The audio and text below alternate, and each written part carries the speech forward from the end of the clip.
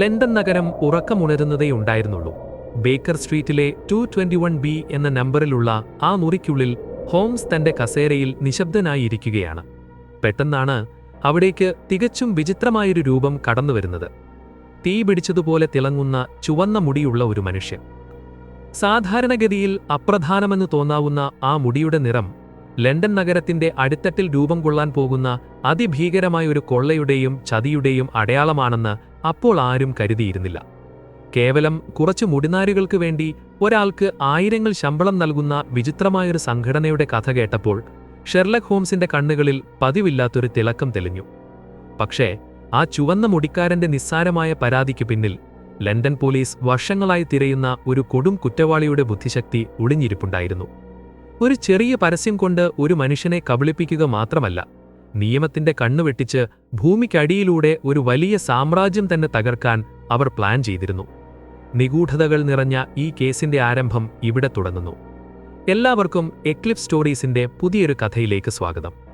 ആദ്യമായാണ് നിങ്ങൾ ഈ ചാനൽ കാണുന്നതെങ്കിൽ ഇതുപോലുള്ള കഥകൾക്കായി ചാനൽ ഒന്ന് സബ്സ്ക്രൈബ് ചെയ്ത് സപ്പോർട്ട് ചെയ്യണേ. അപ്പോൾ നമുക്ക് ആ നിഗൂഢമായ കഥയിലേക്ക് കടക്കാം. ബേക്കർ സ്ട്രീറ്റിലെ 221B എന്ന വിലാസത്തിലുള്ള ആ പഴയ കെട്ടിടത്തിന്റെ ചുവരുകൾക്കുള്ളിൽ ഒരു പ്രത്യേക നിശബ്ദത തളം കെട്ടി നിന്നിരുന്നു. ഷെർലക് ഹോംസ് തന്റെ നീണ്ട വിരലുകൾ കോർത്തുപിടിച്ച് കസേരയിൽ ചാരിയിരുന്ന് ഗാഢമായ ചിന്തയിലായിരുന്നു. ജനലിലൂടെ പുറത്തെ തെരുവിലേക്ക് നോക്കിയാൽ ലണ്ടനിലെ പ്രശസ്തമായ ആ പുകമഞ്ഞ് നഗരത്തെ പൂർണ്ണമായും മൂടിക്കിടക്കുന്നത് കാണാം. തെരുവിലെ വിളക്കുകൾ ആ പുകമഞ്ഞിൽ മങ്ങിയ മഞ്ഞ വെളിച്ചം പടർത്തുന്നുണ്ടായിരുന്നു. ആ മുറിക്കുള്ളിൽ ഹോംസിനോടൊപ്പം സുഹൃത്തായ ഡോക്ടർ വാട്സൺ ഉണ്ടായിരുന്നു. മുറിയുടെ ഒരു മൂലയിൽ വളരെ വിചിത്രമായി തോന്നിപ്പിക്കുന്ന ഒരു മനുഷ്യൻ ഇരിക്കുന്നുണ്ടായിരുന്നു. ചുവന്ന നിറത്തിലുള്ള തീജ്വാല പോലെ തിളങ്ങുന്ന മുടിയുള്ള ആ മനുഷ്യന്റെ പേര് ജബേസ് വിൽസൺ എന്നായിരുന്നു. തികച്ചും സാധാരണക്കാരനായ ഒരു വ്യാപാരി എന്ന് തോന്നിപ്പിക്കുമെങ്കിലും അയാളുടെ മുഖത്ത് ഭയവും ആശയക്കുഴപ്പവും കലർന്നൊരു ഭാവം പ്രകടമായിരുന്നു. സാധാരണ കാണുന്ന ക്രൂരമായ കുറ്റകൃത്യങ്ങളിൽ നിന്ന് വ്യത്യസ്തമായി തികച്ചും അവിശ്വസനീയവും വിചിത്രവുമെന്ന് ആദ്യ കാഴ്ചയിൽ തോന്നാവുന്നതുമായൊരു കഥ പറയാനാണ് ജബേസ് വിൽസൺ അവിടെ എത്തിയിരിക്കുന്നത്. അയാളുടെ വേഷവിധാനങ്ങളിൽ നിന്നും കയ്യിലുള്ള പഴയ പത്രത്തിൽ നിന്നും ഹോംസ് തിരിച്ചറിഞ്ഞു കഴിഞ്ഞിരുന്നു. ഒരു പണയമിടപാടുകാരന്റെ ലളിതമായ ജീവിതത്തിനിടയിൽ സംഭവിച്ച അസാധാരണമായൊരു കാര്യം ഹോംസിന്റെ ശ്രദ്ധയെ പൂർണ്ണമായും ആകർഷിച്ചിരുന്നു. ഹോംസ് തന്റെ സന്ദർശകനെ സൂക്ഷ്മമായി നിരീക്ഷിക്കാൻ തുടങ്ങി. ഡോക്ടർ വാട്സനോട് തന്റെ നിരീക്ഷണങ്ങൾ പങ്കുവെക്കുമ്പോൾ ജബേസ് വിൽസൺ എന്ന മനുഷ്യന്റെ ജീവിതത്തിലെ ഓരോ സൂക്ഷ്മമായ കാര്യങ്ങളും ഹോംസ് ഒരു മാന്ത്രികനെ പോലെ പുറത്തെടുത്തു. വിൽസൺ ശാരീരിക അധ്വാനം ചെയ്തിട്ടുള്ള ഒരാളെന്നും ചൈനയിൽ താമസിച്ചിട്ടുണ്ടെന്നും ഈ അടുത്ത കാലത്ത് ധാരാളം എഴുത്തുജോലികൾ ചെയ്തിട്ടുണ്ടെന്നും ഹോംസ് കണ്ടെത്തി. വിൽസൺ അതിശയത്തോടെ തന്റെ കൈത്തണ്ടയിലെ പച്ച കുത്തതിലേക്കും മിനുസമുള്ള വലതു കൈപ്പത്തിയിലേക്കും നോക്കി. തന്റെ നിരീക്ഷണങ്ങൾ എത്രത്തോളം കൃത്യമാണെന്ന് ഹോംസ് തെളിയിച്ചതോടെ വിൽസൺ തന്റെ കയ്യിലുണ്ടായിരുന്ന ഒരു പഴയ പത്രം മേശപ്പുറത്ത് നിവർത്തിവെച്ചു. ദ മോർണിംഗ് ക്രോണിക്കിൾ എന്ന പത്രത്തിലെ ഒരു ചെറിയ പരസ്യത്തിലേക്കാണ് ജബേസ് വിൽസൺ വിരൽ ചൂണ്ടിയത്. ആ പരസ്യം വായിക്കാൻ തുടങ്ങിയ വാട്സന്റെ കണ്ണുകളിൽ അത്ഭുതം നിറഞ്ഞു. വിൽസൺ പറയുന്ന കഥയുടെ വിചിത്രമായ സ്വഭാവം ഹോംസിനെ കൂടുതൽ ഗൗരവക്കാരനാക്കുകയായിരുന്നു. ലണ്ടൻ നഗരത്തിന്റെ തിരക്കുകൾക്കിടയിൽ ആരും ശ്രദ്ധിക്കാതെ പോകുന്ന ചില ചെറിയ കണ്ണികൾ വലിയൊരു ചതിയുടെ തുടക്കമാകുമെന്ന് ഹോംസ് മനസ്സിലാക്കി. ആ പരസ്യം ദ റെഡ് ഹെഡഡ് ലീഗ് എന്നൊരു സംഘടനയെക്കുറിച്ചായിരുന്നു. ഈ സംഘടനയിൽ ചേരാൻ ചുവന്ന മുടിയുള്ളവർക്ക് മാത്രമാണ് അനുവാദം. അമേരിക്കക്കാരനായ എസീക്കിയൽ ഹോപ്കിൻസ് എന്ന കോടീശ്വരൻ തന്റെ ചുവന്ന മുടിയുള്ള സഹോദരങ്ങളുടെ ക്ഷേമത്തിനായി സ്ഥാപിച്ചതാണിതെന്നായിരുന്നു പ്രചരണം.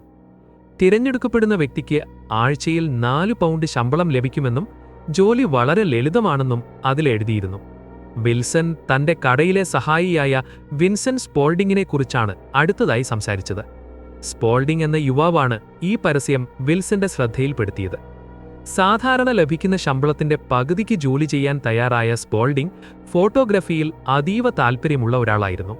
വിൽസന്റെ പണയമിടപാട് സ്ഥാപനത്തിന്റെ താഴെയുള്ള നിലവറയിൽ മണിക്കൂറുകളോളം ഫോട്ടോകൾ ഡെവലപ്പ് ചെയ്യാനായി സ്പോൾഡിംഗ് സമയം ചിലവഴിക്കാറുണ്ടെന്ന് വിൽസൺ പറഞ്ഞു.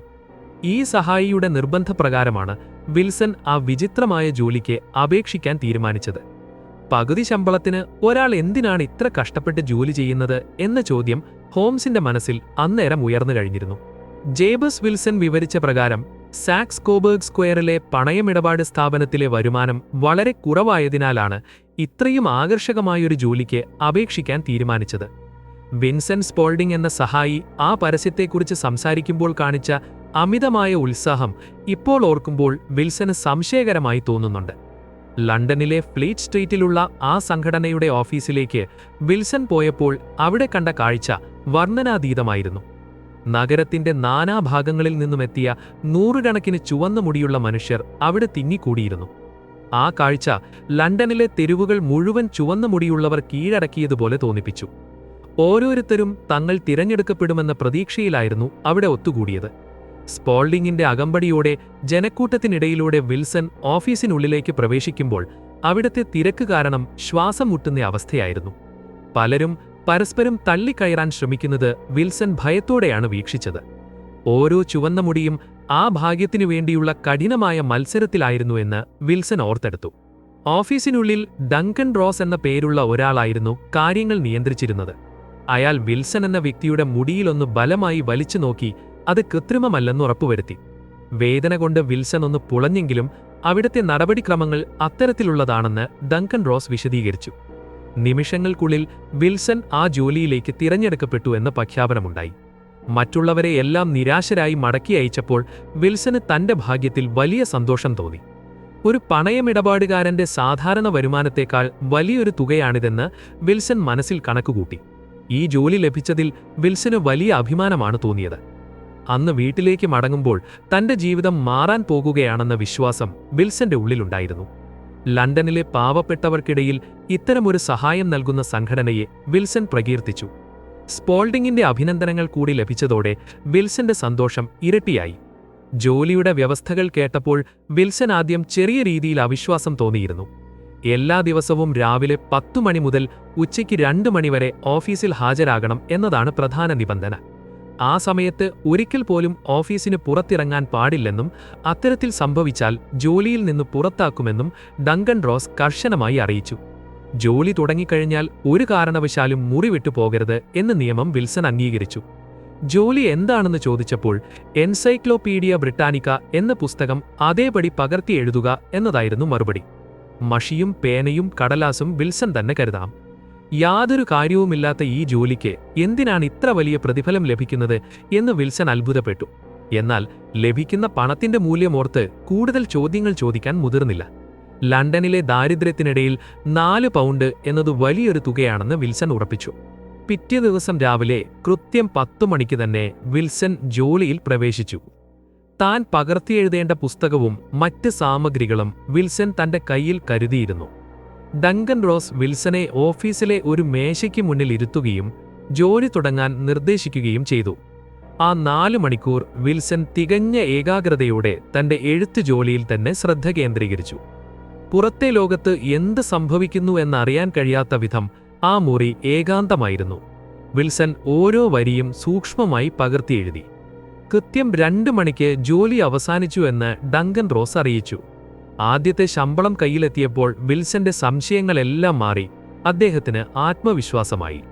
തന്റെ കടയുടെ കാര്യങ്ങൾ വിൻസെന്റ് സ്പോൾഡിംഗ് ഭംഗിയായി നോക്കി നടത്തുമെന്ന് വിൽസൺ ഉറച്ചു വിശ്വസിച്ചു. ഓരോ ദിവസവും പുതിയ വിവരങ്ങൾ പുസ്തകത്തിൽ നിന്ന് വായിക്കുന്നത് വിൽസന് വിജ്ഞാനപ്രദമായി തോന്നി. അത് വിൽസന്റെ വിരസമായ ജീവിതത്തിന് പുതിയൊരു ഉന്മേഷം നൽകി. 8 ആഴ്ചകൾ ഇതേ രീതിയിൽ സുഖമായി കടന്നുപോയി. ഓരോ ശനിയാഴ്ചയും കൃത്യമായി 4 പൗണ്ട് വീതം വിൽസന് ശമ്പളം ലഭിച്ചുകൊണ്ടിരുന്നു. വിൽസൺ തന്റെ പകർത്തിയെടുത്ത ജോലിയിൽ പാണ്ഡിത്യം നേടിക്കഴിഞ്ഞിരുന്നു. ഈ കാലയളവിൽ വിൻസെന്റ് സ്പോൾഡിംഗ് കടയുടെ താഴെയുള്ള നിലവറയിൽ കൂടുതൽ സമയം ചിലവഴിക്കുന്നത് വിൽസൺ ശ്രദ്ധിച്ചു.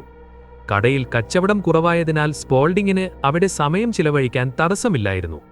എല്ലാം ഭംഗിയായി നടക്കുന്നു എന്ന് കരുതിയിരുന്ന വിൽസന് പക്ഷേ ഒരു തിങ്കളാഴ്ച രാവിലെ ഓഫീസിലെത്തിയപ്പോൾ വലിയൊരാഘാതമാണുണ്ടായത്.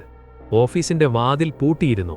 അതിനു മുകളിൽ ഒരു വെള്ളക്കടലാസിൽ വലിയ അക്ഷരങ്ങളിൽ ഇങ്ങനെ എഴുതിയിരുന്നു: "the red headed league is dissolved. October 9, 1890." ഈ വാചകം വിൽസനെ ആകെ ഉലച്ചുകളഞ്ഞു.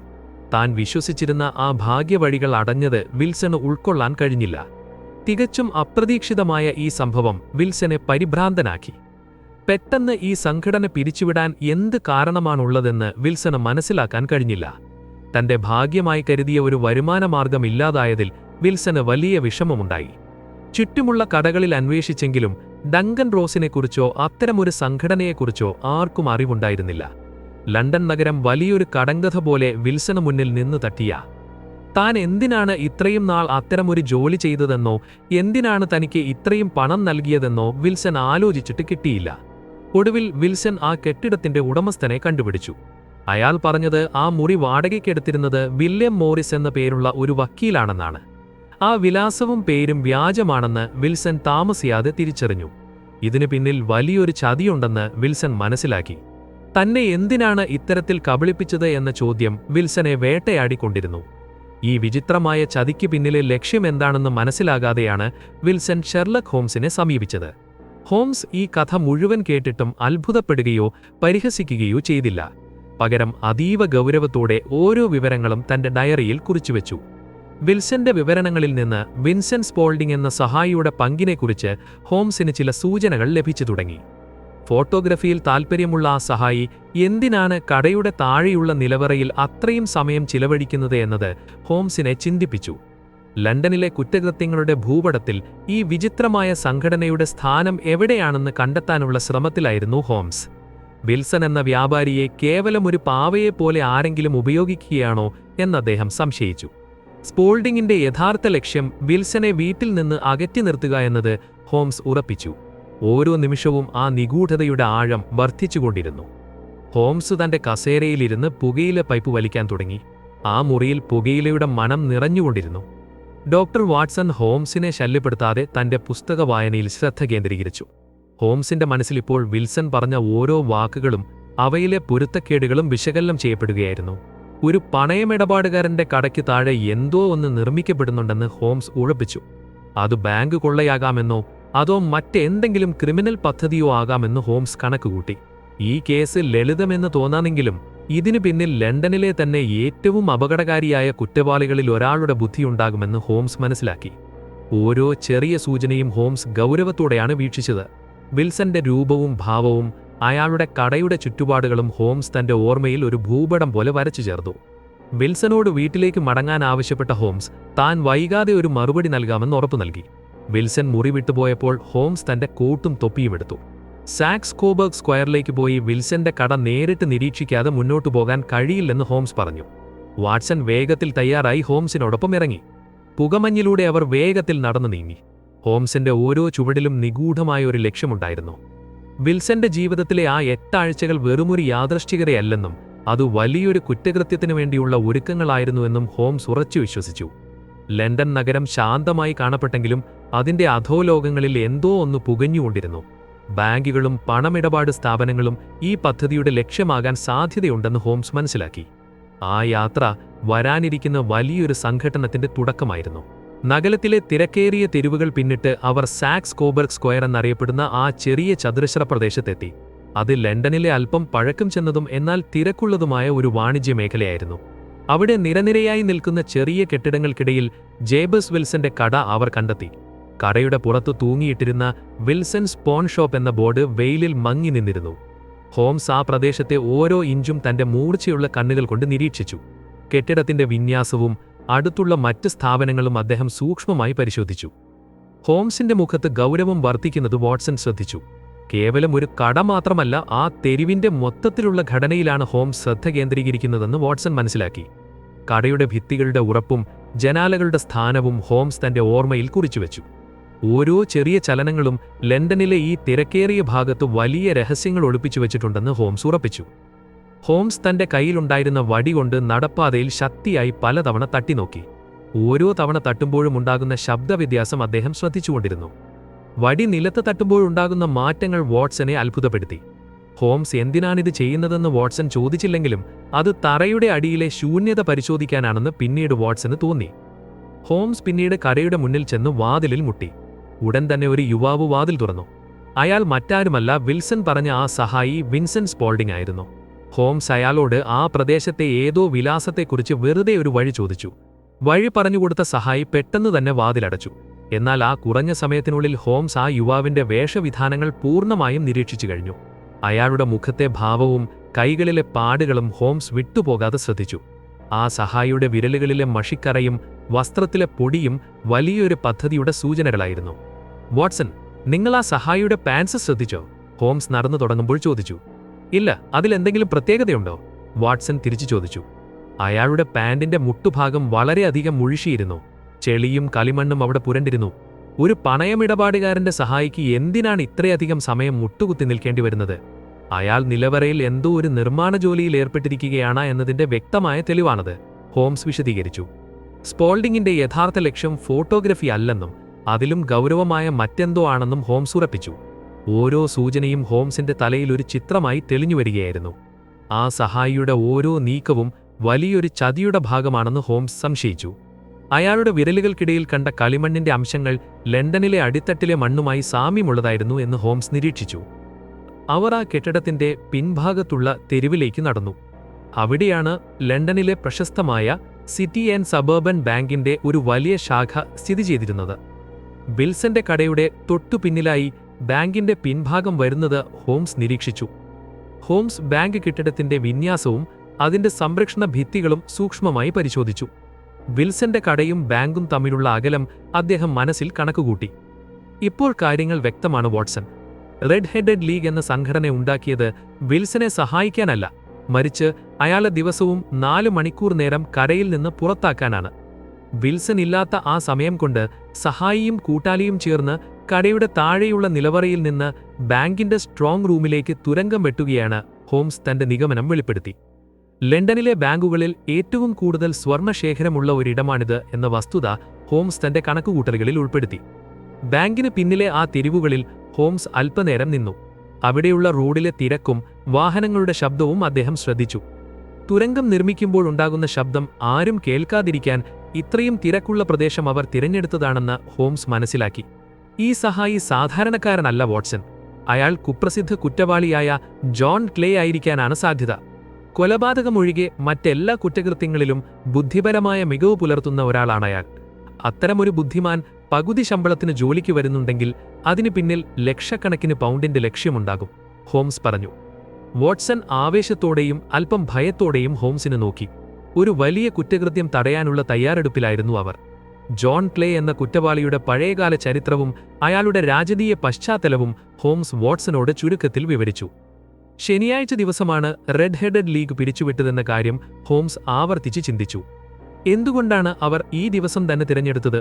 ശനിയാഴ്ച ബാങ്ക് അവധി തുടങ്ങുന്ന ദിവസമാണ്. തുരങ്കം പൂർത്തിയായ ശേഷം ബാങ്ക് കൊള്ളയടിക്കാനും രക്ഷപ്പെടാൻ ആവശ്യമായ സമയം ലഭിക്കാനും ഞായറാഴ്ച കൂടി അവർക്ക് കിട്ടും.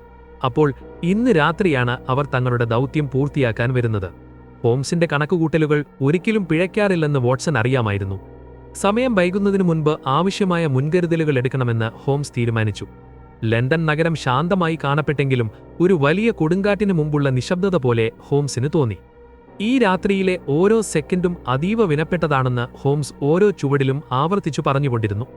ഹോംസ് തന്റെ പോക്കറ്റിൽ നിന്ന് ഒരു ചെറിയ നോട്ട്ബുക്ക് എടുത്ത് ബാങ്കിന്റെയും കടയുടെയും സ്ഥാനം കൃത്യമായി അടയാളപ്പെടുത്തി. പോലീസ് ഉദ്യോഗസ്ഥനായ പീറ്റർ ജോൺസിനെ വിവരമറിയിക്കേണ്ടതുണ്ടെന്ന് അദ്ദേഹം പറഞ്ഞു. കൂടാതെ ബാങ്ക് ഡയറക്ടറായ മിസ്റ്റർ മെറിവെതറിന്റെ സഹായവും ആവശ്യമാണ്. ഈ രാത്രി ലണ്ടനിലെ കുറ്റാന്വേഷണ ചരിത്രത്തിലെ നിർണായകമായ ഒന്നായിരിക്കുമെന്ന് ഹോംസ് ഉറപ്പിച്ചു.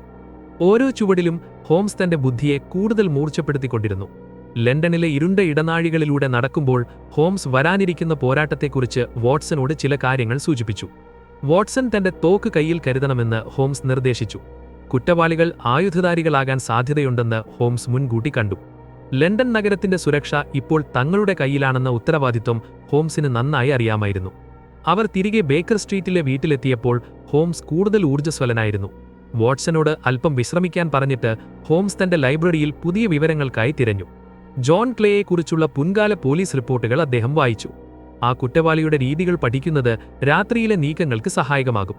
ഹോംസ് തന്റെ പൈപ്പ് വീണ്ടും കത്തിച്ചു. ഇത്തവണ പുകപടലങ്ങൾക്കപ്പുറം അദ്ദേഹത്തിന് വിജയത്തിന്റെ സൂചനകൾ തെളിഞ്ഞു കാണാമായിരുന്നു. വാട്സൺ ഹോംസിന്റെ ഓരോ നീക്കവും ആശ്ചര്യത്തോടെ നോക്കി നിന്നു. ഹോംസ് ഇത്രയും ഗൗരവത്തോടെ ഒരു കേസിനെ സമീപിക്കുന്നത് വാട്സൺ ഇതിനു മുൻപ് കണ്ടിട്ടില്ല. ആ രാത്രിയിലെ പുകമഞ്ഞ് ലണ്ടനെ കൂടുതൽ നിഗൂഢമാക്കി. സമയം രാത്രി 10 മണിയോടടുക്കുമ്പോൾ ലണ്ടനിലെ തെരുവുകളിൽ നിശബ്ദത പടർന്നു തുടങ്ങിയിരുന്നു. രാത്രി 9 മണിയായപ്പോൾ ഹോംസ് തന്റെ സഹായികളെ വിളിച്ചുവരുത്തി. പീറ്റർ ജോൺസ് എന്ന പോലീസ് ഉദ്യോഗസ്ഥനും മിസ്റ്റർ മെറിവെതർ എന്ന ബാങ്ക് ഡയറക്ടറും കൃത്യസമയത്ത് എത്തിച്ചേർന്നു. അവരെല്ലാവരും ചേർന്ന് ബാങ്കിന്റെ സ്ട്രോങ് റൂമിലേക്ക് പോകാനുള്ള തയ്യാറെടുപ്പിലായിരുന്നു. ഞാൻ വിശ്വസിക്കുന്നത് നമ്മൾ ഇന്ന് ലണ്ടനിലെ ഏറ്റവും വലിയൊരു കവർച്ച തടയാൻ പോകുകയാണ് എന്നാണ്, ഹോംസ് അവരോട് പറഞ്ഞു. മെറിവെദർ അല്പം അസ്വസ്ഥനായിരുന്നു. തന്റെ ബാങ്കിലെ സ്വർണശേഖരത്തെക്കുറിച്ചുള്ള ചിന്ത അയാളെ ഭയപ്പെടുത്തിയിരുന്നു. എന്നാൽ ഹോംസിന്റെ സാന്നിധ്യം അയാൾക്ക് ആത്മവിശ്വാസം നൽകി. ഹോംസ് ഓരോരുത്തർക്കും കൃത്യമായ നിർദ്ദേശങ്ങൾ നൽകി. ആരും ശബ്ദമുണ്ടാക്കാൻ പാടില്ലെന്നും ലൈറ്റുകൾ അണയ്ക്കണമെന്നും അദ്ദേഹം കർശനമായി പറഞ്ഞു. പീറ്റർ ജോൺസ് തന്റെ കൈവിലങ്ങുകളും ആയുധങ്ങളും പരിശോധിച്ചുറപ്പുവരുത്തി.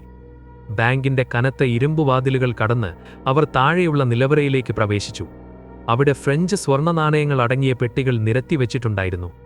വല്ലാത്തൊരു തണുപ്പും നിശബ്ദതയും ആ നിലവറയിൽ നിറഞ്ഞുനിന്നു. ഹോംസ് തന്റെ ടോർച്ച് അണച്ചു. അവരോരോരുത്തരും ഇരുട്ടിൽ ഒളിച്ചിരുന്നു. സ്വർണ്ണപ്പെട്ടിക്ക് പിന്നിലിരിക്കുമ്പോൾ വാട്സൺ തന്റെ ശ്വാസം പോലും അടക്കിപ്പിടിച്ചു. നിലവറയുടെ തറയിലെ ഓരോ ചെറിയ ശബ്ദവും അവർ ശ്രദ്ധിച്ചുകൊണ്ടിരുന്നു.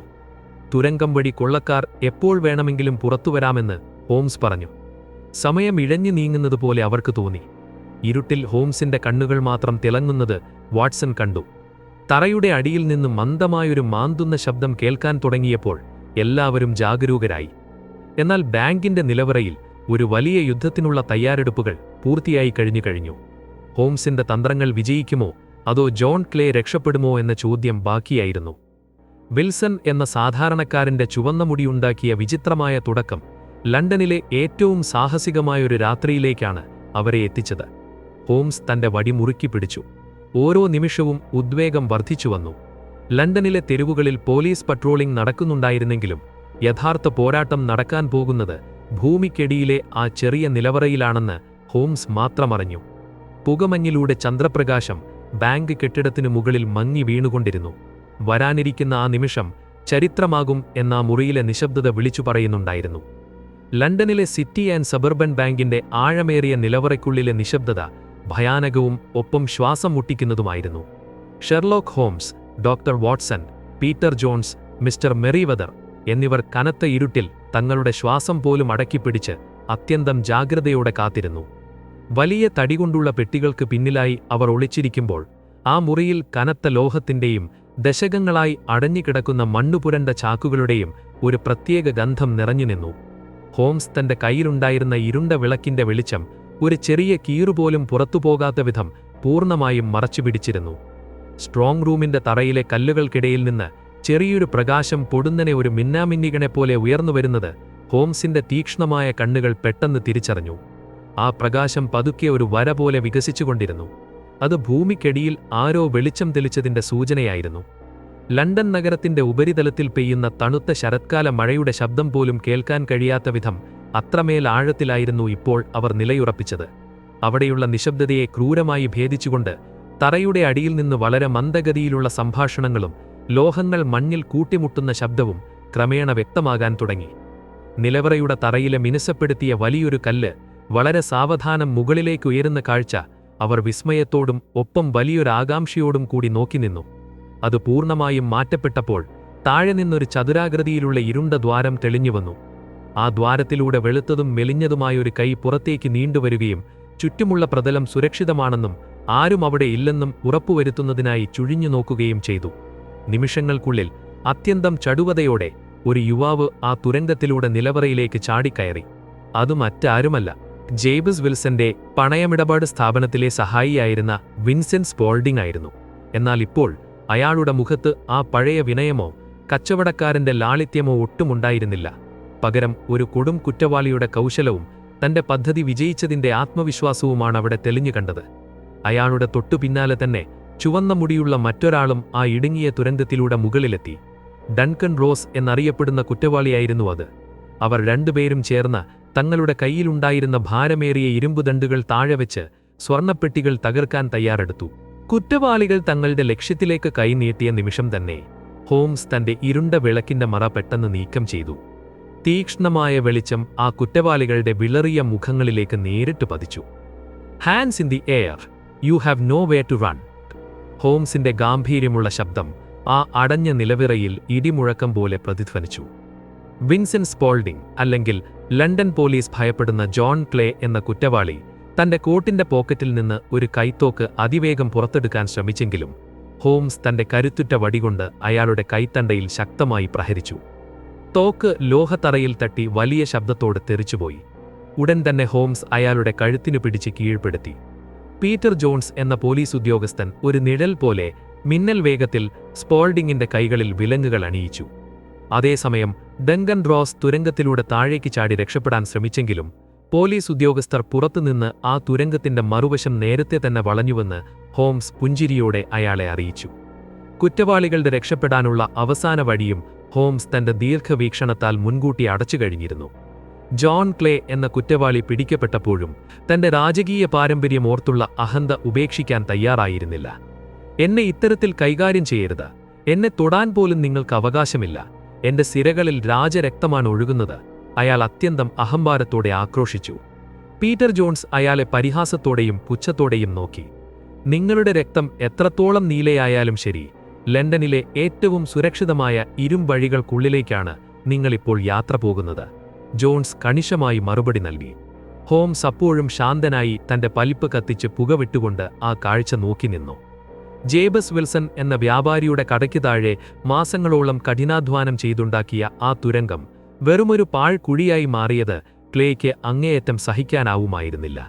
ബാങ്ക് ഡയറക്ടറായ മിസ്റ്റർ മെറിവെതർ വിയർപ്പ് തുടച്ചുകൊണ്ട് ആശ്വാസത്തോടെ ദീർഘശ്വാസം വിട്ടു. തന്റെ ബാങ്കിലെ ഫ്രഞ്ച് വിപ്ലവകാലത്തെ സ്വർണ്ണ നാണയങ്ങൾ അടങ്ങിയ കോടികൾ വിലമതിക്കുന്ന ശേഖരം സുരക്ഷിതമാണെന്ന് അയാൾ വിറയ്ക്കുന്ന കൈകളോടെ പെട്ടികൾ തലോടിക്കൊണ്ട് ഉറപ്പുവരുത്തി. ഹോംസിന്റെ അതുല്യമായ ബുദ്ധിപരമായ നീക്കമില്ലായിരുന്നെങ്കിൽ ഈ രാത്രി ലണ്ടൻ നഗരം സാക്ഷ്യം വഹിക്കുന്നത് ചരിത്രത്തിലെ ഏറ്റവും വലിയ ബാങ്ക് കൊള്ളയ്ക്കായിരുന്നേനെ. അവർ പുറത്തെ തെരുവിലേക്ക് കടക്കുമ്പോൾ ലണ്ടൻ നഗരം പുലർകാലത്തെ വരവേൽക്കാൻ തയ്യാറെടുക്കുകയായിരുന്നു.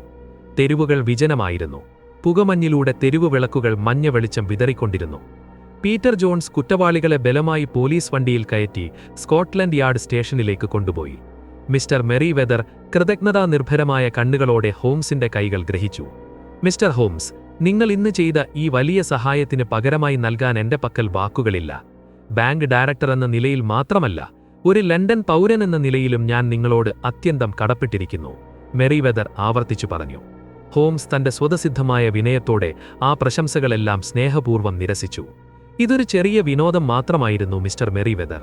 വിചിത്രവും അവിശ്വസനീയവുമായ കുരുക്കുകൾ പരിഹരിക്കുക എന്നത് എന്റെ ജീവിതത്തിന്റെ ഏക ആശ്വാസവും ദൗത്യവുമാണ്, ഹോംസ് പതുക്കെ മറുപടി പറഞ്ഞു. ഡോക്ടർ വാട്സൺ തന്റെ സുഹൃത്തിന്റെ ഈ ലാളിത്യവും നിസ്വാർത്ഥതയും കണ്ട് അതിശയപ്പെട്ടു. ഹോംസിന്റെ മുഖത്ത് ശാരീരികമായ ക്ഷീണമുണ്ടായിരുന്നെങ്കിലും ഒരു വിജയത്തിന്റെ തിളക്കം ആ കണ്ണുകളിൽ പ്രകടമായിരുന്നു. തിരികെ ബേക്കർ സ്ട്രീറ്റിലെ തങ്ങളുടെ സുരക്ഷിത വീട്ടിലെത്തിയപ്പോൾ ഹോംസ് കേസിന്റെ ഓരോ നിഗൂഢമായ ദിശകളും വാട്സനോട് വിസ്തരിച്ചു വിവരിച്ചു. വാട്സൺ, ആ ചുവന്ന മുടിക്കാരനായ വിൽസൺ എന്റെ അടുത്തെത്തി ആ വിചിത്രമായ കഥ പറഞ്ഞപ്പോൾ തന്നെ എനിക്ക് മനസ്സിലായി, ആ ലീഗ് എന്നത് വെറുമൊരു പുകമറയാണെന്ന്. ലണ്ടനിലെ ഏറ്റവും വലിയൊരു കുറ്റകൃത്യത്തെ നിയമത്തിന്റെ കണ്ണിൽ നിന്ന് മറയ്ക്കാനാണ് അവർ അത്തരമൊരു ഹാസ്യാത്മകമായ വഴി സ്വീകരിച്ചത്. വിൽസനെ കടയിൽ നിന്ന് കൃത്യസമയത്ത് മാറ്റി നിർത്താൻ അത്തരമൊരു വിചിത്രമായ ജോലി നൽകിയത് ജോൺ ക്ലേ എന്ന കുറ്റവാളിയുടെ കൗശല്യപൂർണമായ നീക്കമായിരുന്നു. വിൽസൺ ഓരോ ദിവസവും തന്റെ ഓഫീസിലിരുന്ന് എൻസൈക്ലോപീഡിയ ബ്രിട്ടാനിക്ക് അത്യന്തം ഗൗരവത്തോടെ പകർത്തെഴുതുമ്പോൾ താഴെ സ്പോൾഡിംഗ് തന്റെ ലക്ഷ്യത്തിലേക്ക് ഓരോ ഇഞ്ചായി തുരങ്കം വെട്ടുകയായിരുന്നു. ഫോട്ടോഗ്രഫി എന്ന വ്യാജവേന നിലവറയിൽ മണിക്കൂറുകളോളം സമയം ചെലവഴിച്ചത് യഥാർത്ഥത്തിൽ തുരങ്കത്തിൽ നിന്ന് നീക്കം ചെയ്ത മണ്ണും കല്ലും ഒളിപ്പിക്കാനായിരുന്നു. ഹോംസ് ആ സഹായിയുടെ പാൻസിലെ കളിമണ്ണും മുട്ടിലെ തേയ്മാനവും കണ്ടപ്പോൾ തന്നെ അത് നിലത്തു മുട്ടുകുത്തിയുള്ള കഠിനമായ നിർമ്മാണ ജോലിയാണെന്ന് ഉറപ്പിച്ചിരുന്നു. ഹോംസിന്റെ ഈ അത്ഭുതകരമായ നിരീക്ഷണ പാടവത്തെക്കുറിച്ച് വാട്സൺ എപ്പോഴും തന്റെ ഡയറിയിൽ ആശ്ചര്യത്തോടെ കുറിക്കാറുണ്ട്. പകുതി ശമ്പളത്തിന് ഒരു യുവാവ് ജോലി ചെയ്യാൻ തയ്യാറാകുന്നുണ്ടെങ്കിൽ അയാൾക്ക് മറ്റെന്തോ വലിയ ലാഭം അവിടെ ഒളിഞ്ഞിരിപ്പുണ്ടെന്ന് ഹോംസ് ആ നിമിഷം തന്നെ കണക്കുകൂട്ടി.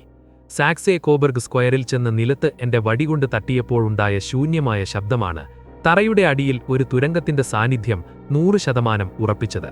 കൂടാതെ ബാങ്കിന്റെ പിൻഭാഗം വിൽസന്റെ ആ കടയ്ക്ക് തൊട്ടടുത്താണെന്ന കാര്യവും വലിയൊരു സൂചനയായിരുന്നു. കുറ്റവാളികൾക്ക് ഏറ്റവും എളുപ്പത്തിൽ ബാങ്കിലേക്ക് പ്രവേശിക്കാൻ കഴിയുന്ന ഏക മാർഗം അതായിരുന്നു. ശനിയാഴ്ച പെട്ടെന്ന് ആ സംഘടന പിരിച്ചുവിട്ടത് ബാങ്ക് അവധിയായ ഞായറാഴ്ച കൊള്ള നടത്താനും രക്ഷപ്പെടാൻ ആവശ്യമായ സമയം കണ്ടെത്താനും വേണ്ടിയാണെന്ന് ഞാൻ നേരത്തെ തന്നെ ചിന്തിച്ചിരുന്നു.